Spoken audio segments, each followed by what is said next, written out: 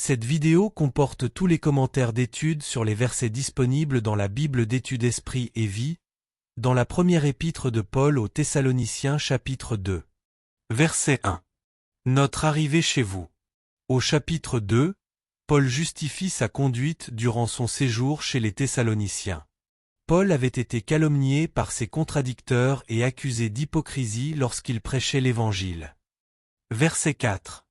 Nous parlons, non comme pour plaire à des hommes.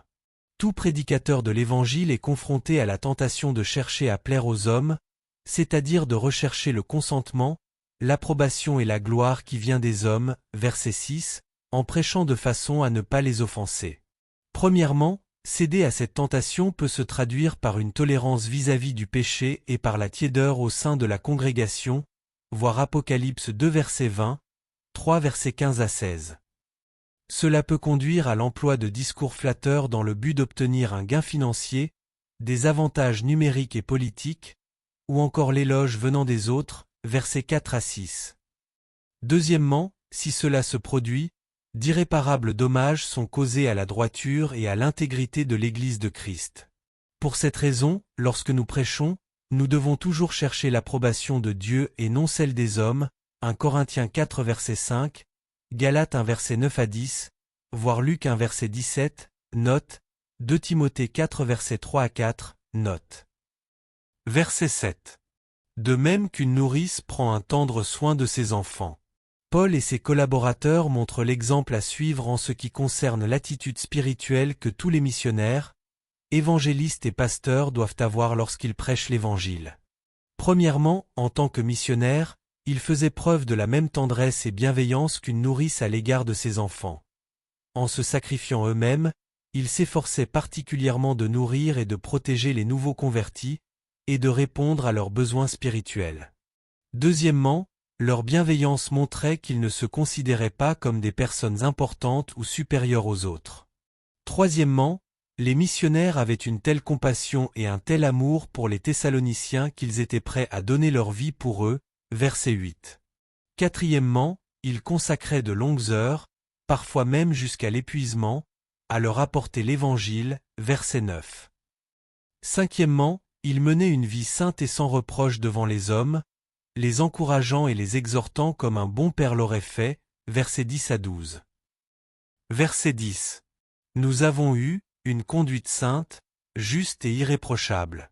Paul n'adhère pas au concept erroné de « la chrétienté qui pêche », selon lequel le salut apporté par Christ et son sang versé ne suffisent pas pour nous sauver de l'esclavage et de la puissance du péché.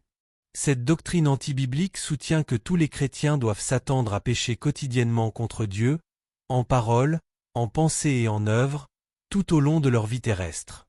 Contrairement à cette doctrine, premièrement, Paul affirme, quant à sa conduite personnelle parmi les Thessaloniciens, qu'il a été saint, juste et irréprochable.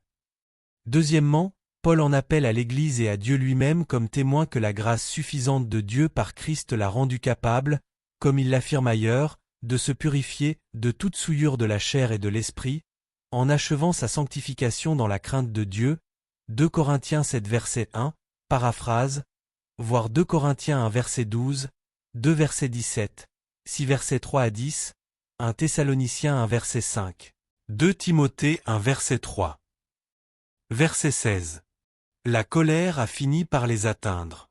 Paul dénonce les Juifs qui s'opposent à l'Évangile, versets 14 à 16, et il parle de la colère de Dieu qui est déjà sur eux. Cette colère signifie à la fois l'abandon par Dieu des Juifs d'Israël déjà endurcis à l'aveuglement et aux pensées vaines, voir Romains 1 verset 21, et la manifestation future de sa colère prédite par Christ, Matthieu 21 verset 43, 23 verset 38, 24 verset 15 à 28, Luc 21 verset 5 à 24, 23 verset 27 à 31. Verset 18. Satan nous en a empêchés. Les efforts missionnaires de Paul ont parfois été contrecarrés par Satan. La Bible nous enseigne les choses suivantes à propos de l'opposition de Satan envers les croyants.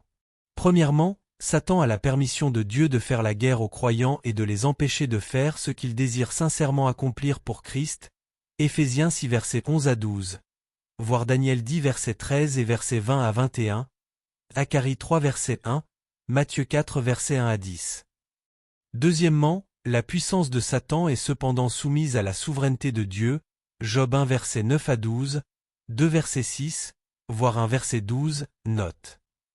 Dieu contrôle les activités de Satan et les transforme en bien pour son royaume, 2 Corinthiens 12 versets 7 à 9. Troisièmement, l'opposition de Satan peut être vaincue par la prière des saints, par le sang de l'agneau, par la parole de notre témoignage et par notre amour pour Dieu, voir Apocalypse 12 verset 11. Par conséquent, l'opposition de Satan n'est pas nécessairement permanente, voir chapitre 3 verset 11. Dans ce but, nous devons prier quotidiennement pour être délivrés de ses manigances et de sa puissance, voir chapitre 3 verset 5, note, Matthieu 4 verset 10, note sur Satan. 6 verset 13, Éphésiens 6 verset 12, note, voir l'article intitulé Puissance sur Satan et les démons.